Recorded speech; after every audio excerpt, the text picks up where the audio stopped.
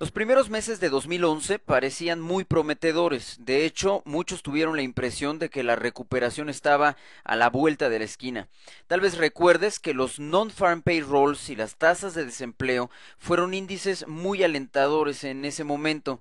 Durante los primeros 4 meses del año se alcanzó un máximo de 235,000 nuevos empleos en los Estados Unidos y una tasa de desempleo que bajó hasta el 8.8%.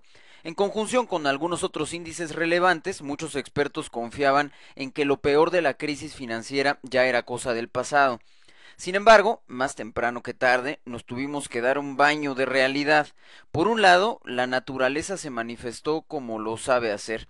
El terremoto y el tsunami en Japón y algunos otros desastres naturales comenzaron a modificar el panorama. Y por el otro, bueno, pues los políticos también se manifestaron como lo saben hacer, echando a perder un poquito por aquí y un poquito por allá la política fiscal mundial. Estamos a punto de finalizar el año y el dólar americano va a terminar no muy lejos de donde comenzó al principio. Después de los episodios de alta volatilidad que tuvimos durante este año, el eurodólar también básicamente va a quedar igual. Si evaluamos el rendimiento global del dólar americano, podemos percatarnos que fue durante la segunda mitad del año, cuando recuperó las pérdidas que tuvo en la primera parte e incluso alcanzó a generar ganancias en contra de algunas de las llamadas high yielding currencies, como el dólar australiano, como el dólar neozelandés y sobre todo contra el dólar canadiense. Pero mucho ojo, el rally en el dólar americano tuvo muy poco que ver con la fortaleza de la economía norteamericana y mucho, pero mucho más que ver con la percepción de seguridad que el mundo sigue teniendo de los treasuries. Cuando Estados Unidos perdió la calificación AAA, muchos pensaron que se aproximaba algo así como el fin del mundo, pero no, los inversionistas continuaron comprando dólares como si estuvieran en oferta con todo y la degradación que hizo Standard Poor's, lo que comprueba y motiva, hay que decirlo, la liquidez de los mercados norteamericanos y la imagen de seguridad blindada y a prueba de bombas de los bonos del Tesoro de los Estados Unidos de Norteamérica. En mi pueblo diríamos que los inversionistas están confiando en el menos peor de los instrumentos disponibles. No es el mejor, es simplemente el que parece el menos malo. Por todo esto y por algunas otras consideraciones que analizaremos a continuación, es altamente probable que el dólar americano siga manteniendo su estatus de safe haven durante el próximo año, quizás incluso más de lo que pudimos ver durante este 2011. En 2012 habrán comicios electorales que pueden determinar el rumbo de los mercados financieros. Entre los más importantes destacan las elecciones presidenciales en Rusia, Francia, México, Venezuela y Estados Unidos. ¿Por qué esto es importante? Quizás se preguntarán algunos. Lo que pasa es que un cambio de gobierno, o al menos la promesa de ello, suele tener efectos muy relevantes en el comportamiento de los mercados. En Rusia se espera que Putin reemplace a Medvedev. En Francia se espera una resistencia encarnizada de Sarkozy para mantenerse en el poder. En México, en este momento, estamos esperando casi como un hecho el cambio de gobierno de uno azul a uno copetón. En Venezuela, bueno, pues en Venezuela hay quienes piensan que este es el fin del régimen de Chávez, ya veremos. Por supuesto, los ojos del mundo se volcarán a los Estados Unidos, en donde Obama estará haciendo lo imposible para conseguir la reelección.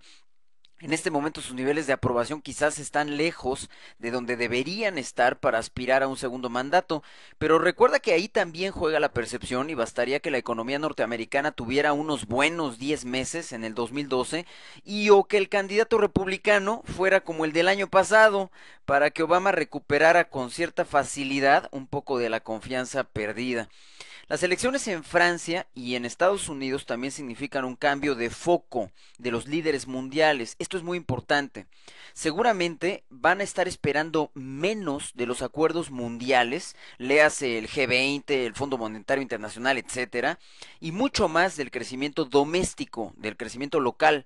Obviamente no es el mejor escenario para la difícil época que atraviesa el mundo. Esto podría de hecho combinarse con varios elementos adicionales. para generar expectativas bajas de progreso global y una mayor aversión al riesgo, lo que suele aumentar la demanda de safe havens como el dólar americano.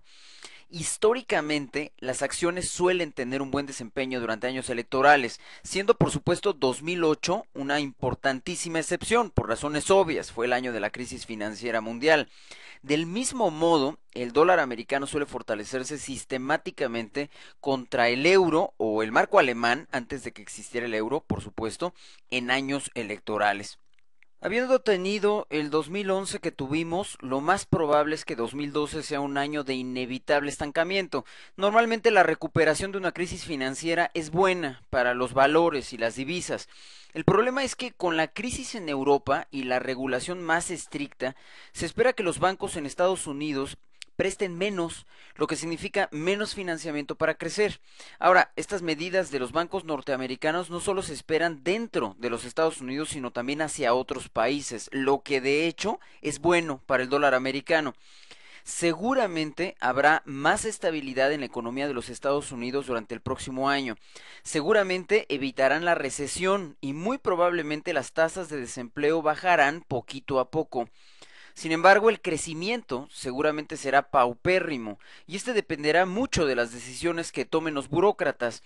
La OECD predice 2% de crecimiento para los Estados Unidos para el 2012 y eso, desde mi juicio, ya sería una gran sorpresa. Muchos nos quedamos esperando a que la Reserva Federal de los Estados Unidos anunciara el Quantitative Easing número 3 a finales de 2011, cosa que no ocurrió. ¿Por qué sí podría darse en 2012, a pesar de que en este momento no parece necesario? Hay que recordar que las primeras dos rondas ciertamente funcionaron como una solución sintomática, evitando el regreso de condiciones recesionarias y estabilizando la economía. Con el riesgo inminente de una recesión europea y una mayor volatilidad en los mercados financieros durante la primera parte de 2012, parecería el escenario ideal para que la Fed incremente los estímulos, a pesar de que, como sabemos, las consecuencias en el largo plazo podrían ser apocalípticas. Hay quienes esperan que el QE3 no sea tan malo para el dólar americano como sus antecedentes, porque podría aparecer en un momento en el que los otros bancos centrales están reduciendo también sus tasas y promoviendo otras medidas poco convencionales para proteger a sus economías locales. Si Europa cae en una recesión, el Banco Central Europeo podría cortar sus tasas agresivamente, lo que daría mayor soporte al dólar americano incluso en un entorno de quantitative easing. Mucho de lo que he expuesto aquí, en lo que yo califico como una perspectiva pesimista para 2012, está sustentado principalmente por la actual situación europea. En general, todas las tensiones de los mercados globales han estado generadas por los problemas en el viejo continente. Entonces, pienso que estas hipótesis podrían resultar equivocadas si Europa logra resolver su situación. Debo confesar que en este momento al menos parece muy improbable que semejante milagro pudiera ocurrir durante 2012. Sin embargo, si los líderes europeos logran crear un plan de rescate sensato y lo suficientemente rápido para evitar la recesión, si pueden hacer a un lado sus agendas personales y tomarse de la mano en pos del bien común, ciertamente podrían dar pasos importantes, en algunos casos incluso monumentales, para resolver su crisis. Por otro lado, si la recesión ocurre, pero se mantiene dentro de los límites de Europa y simultáneamente los Estados Unidos tiene una recuperación fuerte, el flujo hacia el dólar americano podría distribuirse un poco más equitativamente hacia otros instrumentos financieros y aún el crecimiento, me parece, se vería muy limitado. A manera de conclusión tentativa, recuerda el viejo adagio: en tiempos de crisis el dinero es el rey. En general, la incertidumbre política, social y económica no es buena para la divisa de un país. La excepción es el caso del dólar americano, porque la incertidumbre mundial suele dirigir a los inversionistas temerosos a la supuesta seguridad de los treasuries, soportando al dólar americano en el proceso. Este tipo de conocimientos son necesarios para que los traders realmente puedan comprender el funcionamiento de los mercados y sustentar su análisis técnico cotidiano. Es por eso que en Forex IQ Pro ofrecemos una educación de verdad. No prometemos enseñarte trucos mágicos para ganar dinero. ¿Por qué? Porque esos trucos simplemente no existen. Lo que te prometemos es una formación integral por medio de un programa educativo sensato a través del cual serán más accesibles tus objetivos financieros. Te deseo un extraordinario año 2012.